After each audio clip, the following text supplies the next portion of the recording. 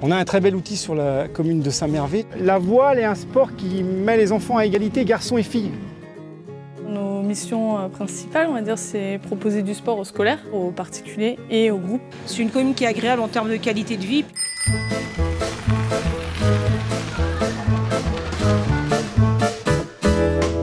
Tu tires le safran vers toi, voilà. Tu vas passer sous ta voile, change de côté. Allez, tu repars dans l'autre sens. Moi, je suis Thomas Brohan. Je suis le président de l'association ANCPV, Association nautique des communes du pays de Vitré. Donc nous sommes une association, nous sommes 27 adhérents, et puis il y a une partie voile et une partie aviron.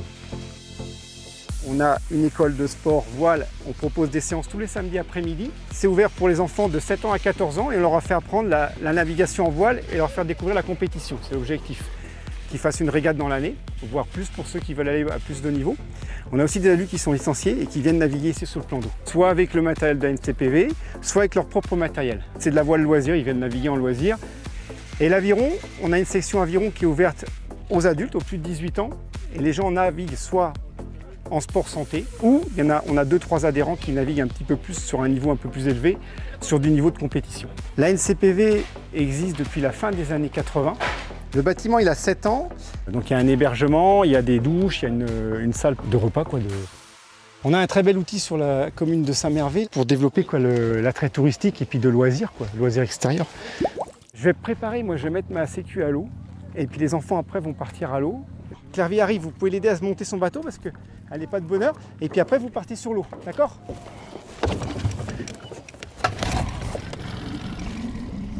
Donc le bassin ici fait 150 hectares, il y a une première partie de plan d'eau et puis il y a une deuxième partie de plan d'eau qui monte jusqu'à Bourgon.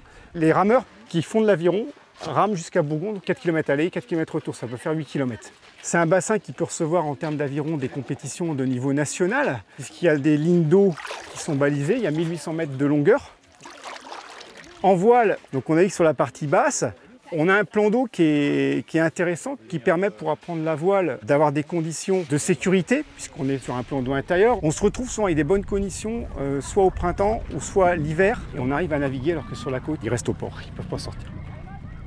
Allez Théodore, tu vires de bord, tu pousses ton safran, voilà, et tu retournes vers la base nautique, voilà.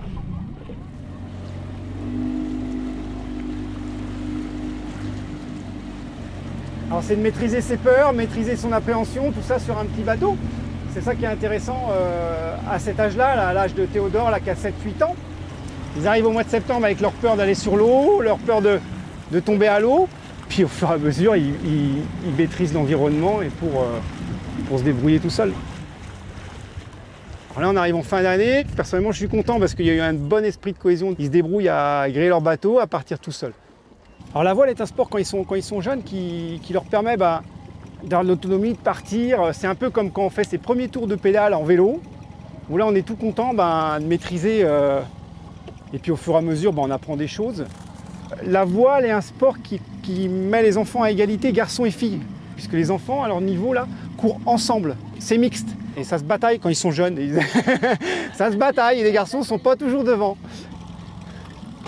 Donc nous, quand par exemple l'hiver ou à certains moments on ne peut pas naviguer pour des conditions météorologiques non adaptées, on fait aussi des séances théoriques. C'est-à-dire qu'on va leur apprendre à faire des nœuds, apprendre à ce qu'on appelle gréer leur bateau, préparer leurs affaires, leur apprendre pour les plus grands le vent, des choses qui sont liées à la météo, à la navigation. Et puis leur apprendre que c'est la Vilaine qui coule, où est-ce qu'elle prend sa source, où est-ce qu'elle jette, il y a tout ce petit aspect aussi géographique.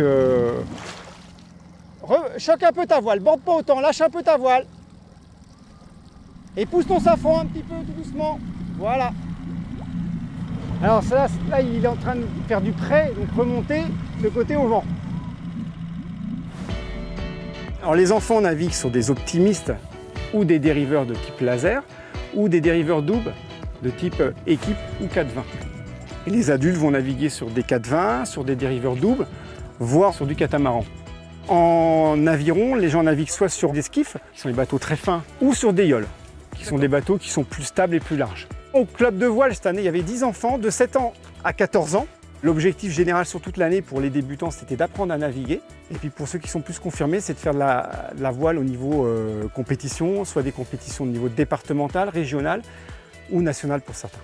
On a des jeunes de Saint-Mervé, on a des jeunes de Vitré, et puis on a des jeunes de la Mayenne qui viennent aussi. L'avantage de ne pas être beaucoup dans le club, c'est qu'ils ont quasiment des cours particuliers à chacun, quoi. Théodore, il faut que tu bordes ta voile dans le coin arrière, voilà, comme ça.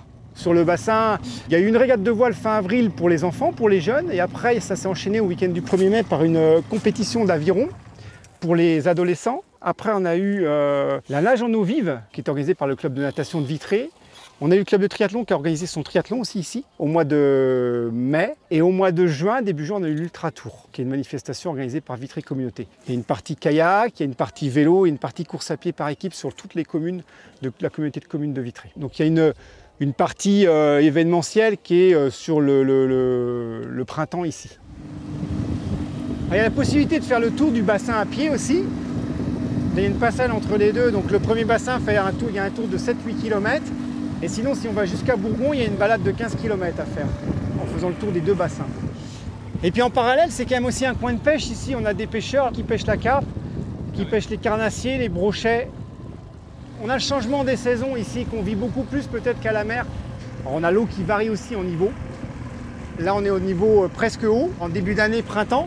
Et puis l'eau, au fur et à mesure, elle descend pour atteindre le niveau bas en fin d'année. Le bassin sert de zone d'étiage pour le bassin rennais. Donc il bloque l'eau l'hiver pour pouvoir éviter qu'il y ait des inondations en aval. On parle de base nautique parce qu'on est sur un sport nautique. Puis là, il y a plutôt une base de loisirs avec une partie VTT, une partie course d'orientation, une partie jeu, une partie aussi détente puisqu'il y a des barbecues, il y a des possibilités de venir pique-niquer. C'est un peu un poumon vert pour les gens de Vitré et la communauté de communes.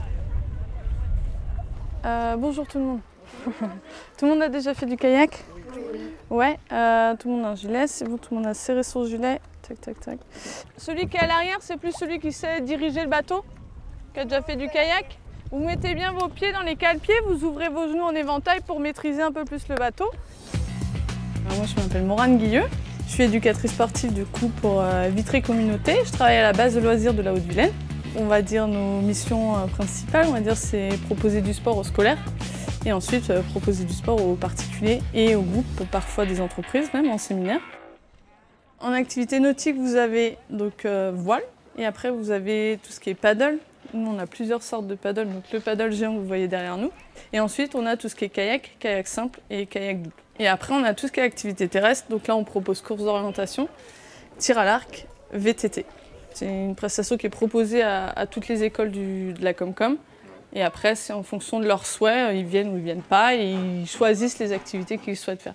Donc on a des écoles, Vergel notamment, qui a fait un cycle de kayak. Et puis en ce moment, on a l'école de Val d'Isée qui fait un cycle de voile, quoi. Et les cycles, c'est 5 séances sur 2 heures. La semaine, on accueille du scolaire. Et donc les mercredis, nous on propose ici à la base de loisirs, on propose la licence multisport. Donc c'est comme une licence basique de sport, en sport co par exemple. Sauf qu'ici, ils ont la chance de pratiquer plusieurs sports différents. À chaque cycle de vacances, ils changent d'activité. Donc ils vont commencer par exemple par de la voile, et puis ils vont finir par du paddle, en passant par la course d'orientation, VTT, tir à l'arc. Voilà. Et les week-ends de fin mai à fin septembre, on propose de la location. Donc là, c'est plus pour les particuliers qui viennent et qui louent tout support, toute embarcation qu'ils souhaitent. On a des catamarans aussi. Il y a des grands-parents qui viennent avec leurs petits-enfants faire du pédalo. Il y a un papa avec sa fille aujourd'hui faire du kayak. Il y a un quart d'heure, c'était un groupe d'amis, des couples avec leurs enfants. Donc il n'y a pas un profil type. Ça bouge pas mal, il y a beaucoup de prestations et beaucoup d'événements à Saint-Mervé. Donc avoir le plan d'eau sur sa commune, c'est toujours intéressant.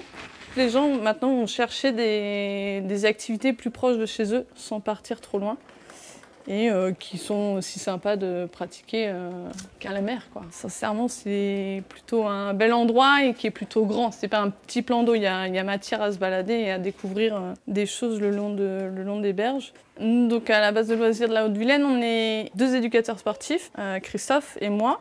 Il y a Kim, qui est responsable administratif. Et on a Jacqueline, qui est la femme de ménage, qui vient tous les jours nous donner un coup de main pour que les locaux soient plus accueillants et plus agréables à vivre. Voilà, on est 4, une belle équipe.